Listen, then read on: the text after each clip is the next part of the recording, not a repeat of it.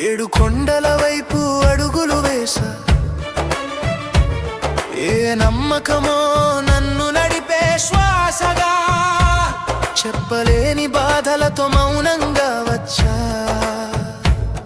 నీ ముందే నిలబడి నిన్నే అడిగా. ఏమి కోరాలో తెలియదు స్వామి, ఏది నిజమో అర్థం కాలేదు స్వామి. చేతులు జోడించి నిలబడ్డ వేళ నా కన్నీళ్ళే నా మాటలయ్యే వేళ. గోవింద గోవింద నీ చూపే నా ఆశల దారి వెంకటేశ.